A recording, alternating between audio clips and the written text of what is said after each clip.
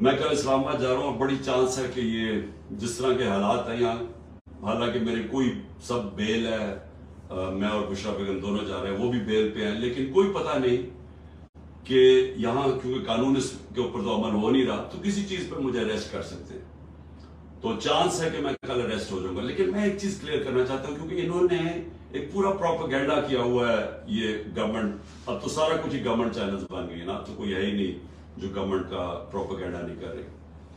دیکھیں سمجھ جائیں کہ کیس ہے کیا، تاکہ آپ کو ساروں کو ایک القادر یونیورسٹی کا کیس سمجھ آ جائے۔ میں چاہتا ہوں سارے سوشل میڈیا والے سمجھ جاؤ یہ کیس کیا ہے۔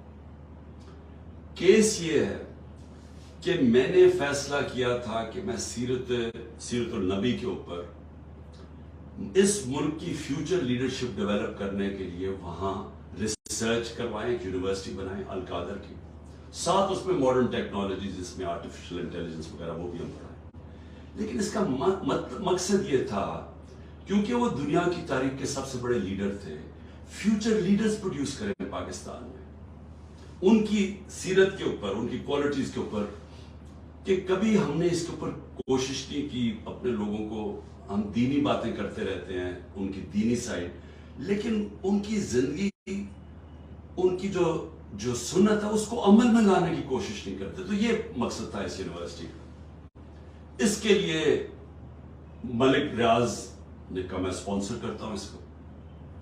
یہ 2000 یہ یاد رکھیں اپڈیٹس، دسمبر 2018 میں یہ ساری اس کی زمین خریدی گئی۔ مئی کے اندر میں نے اس کی اوپننگ کی، اس کی گراؤنڈ بریکنگ کی، مئی 2019 میں، یہ ڈیٹس یاد رکھیں۔ اس کے ٹرسٹ ڈیڈ میں واضح لکھا ہوا ہے کہ جو ٹرسٹیز ہیں، جو میں ہوں اور جو بشرا بیگم کیوں؟ کیونکہ ان کی بڑا اسٹڈی ہے سیرت نبی پہ، ان کا انٹرسٹ ہے۔ تو عموماً ٹرسٹیز وہ ہوتے ہیں جن کو کسی چیز میں ٹرسٹ ہوتا ہے، مثلا بچے کئیوں کے ڈسیبلڈ ہوتے ہیں، وہ ڈسیبلڈ انسٹیٹیوشنز میں انٹرسٹڈ ہو جاتے ہیں، یعنی خیراتی ادارے ایسے چلتے ہیں، تو وہ ٹرسٹی بن گئے۔ اس ڈیڈ کے اندر لکھا ہوا ہے کہ ٹرسٹیز کو کسی قسم کا فائدہ نہیں ہو سکتا، کوئی تنخواہ نہیں مل سکتی، کوئی ڈیویڈنڈز نہیں مل سکتا، کوئی وہ زمین جو ہے وہ ٹرسٹ کے نام پہ ہوتی ہے، وہ یعنی ٹرسٹی کا کوئی کسی قسم کا ان کو فائدہ نہیں ہو سکتا، اس ٹرسٹ ڈیڈ کے اندر لکھا ہوا ہے۔ اب اس کے بعد دسمبر کے اندر ایک اگریمنٹ ہوتی ہے، اب یہ ذرا غور سے سنیں، یہ مئی میں اس کی اوپننگ ہو جاتی ہے، بلڈنگ بننی شروع ہو جاتی ہے، جو بھی پیسہ آتا ہے وہ سارا بلڈنگ میں سب اکاؤنٹڈ ہے، وہ ٹرسٹ چلا رہا ہے، وہ ٹرسٹ کے اکاؤنٹس ہیں، آڈٹ ہیں، سب کچھ اویلیبل ہے نیب کے پاس۔ اب ہوتا کیا ہے کہ دسمبر کے اندر ایک اگریمنٹ سائن ہوتی ہے ملک ریاض کی اور انگلینڈ کا، جس کو NCA کہتے ہیں، ان کا ایک ادارہ ہوتا ہے انگلینڈ کے اندر، اس کے بیچ میں اگریمنٹ سائن ہوتی ہے۔ انہوں نے ملک ریاض کے اکاؤنٹس فریز کیے ہوتے ہیں کہ سسپیکٹڈ ٹرانزیکشن ہے، یعنی ہم سسپیشس ٹرانزیکشن ہیں، ادھر انہوں نے اکاؤنٹ فریز کیے ہوتے ہیں۔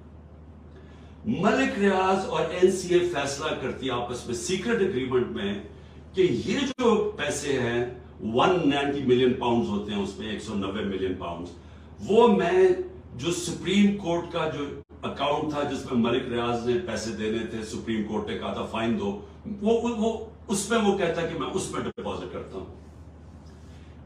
کیبنٹ کے سامنے 3 دسمبر کو، یعنی اب یہ ٹرسٹ شروع ہوا ہے، 3 دسمبر کو اگریمنٹ آتی ہے کہ جی کیا آپ یہ کانفیڈینشل، اگر ملک ریاض اور NCA کے کانفیڈینشل اگریمنٹ کو مانتے ہیں تو یہ 190 ملین پاؤنڈز پاکستان کے اندر آ جائے گا سپریم کورٹ کے اکاؤنٹ میں۔ لیکن اگر آپ یہ نہیں مانتے اور آپ چاہتے ہیں کہ اس کو کنٹیسٹ کرنا ہے تو پھر آپ کو انگلینڈ کے اندر اس کے اوپر کیس کرنا پڑے گا۔ اب وہاں ہمارے وکیل بیٹھے ہوتے ہیں، ہمارا لائر بیٹھے ہوتے ہیں، ہمارا لا منسٹر بیٹھے ہوتے ہیں، وہ ایڈوائز کرتے ہیں کہ پاکستان $100 ملین باہر لٹیگیشن میں ہار چکے اب تک، اور کوئی چیز ہم باہر سے ریٹریو نہیں کی، تو ہمیں باہر پہلے ثابت کرنا پڑے گا کہ یہ پیسہ پاکستان سے منی لانڈرنگ ہو کے آیا ہے، پھر اور یہ 5-6 سال کیس چلے گا، اور پھر اگر آپ کیس ہار گئے تو یہ پیسہ انگلینڈ میں رہ جائے گا۔